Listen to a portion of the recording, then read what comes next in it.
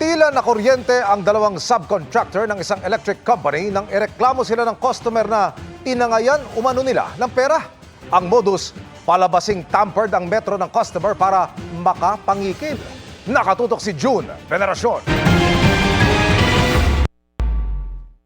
Hindi na nakapalag ang dalawang lalaking ito nang palibutan sila ng mga tauhan ng PNP CIDG sa San Pablo, Laguna.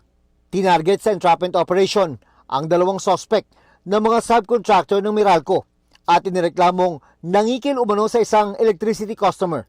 Nung binigyan po siya ng disconnection notice, binuksan po ang metrohan ng Meralco at pinahawakan po sa ating complainant. At sinabi po na ang kanyang metro ay tampered at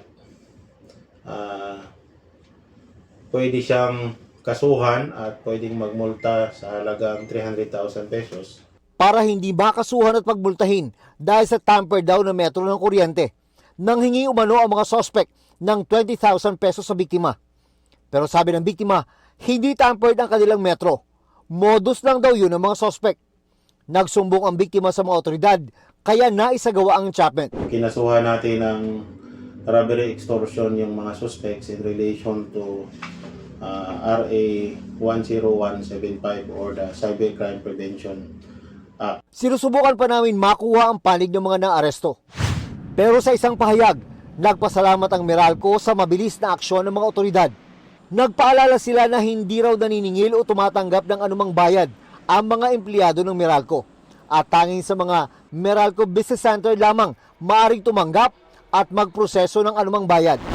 Base sa investigasyon ng CIDG Laguna, may iba pang nabiktima ang mga suspect sa kanilang modus na palalabasing tampered ang metro ng kuryente na kanilang bibiktimahin para makapangikil. Umaapila sa kanila ang mga otoridad na magsampa rin ng reklamo.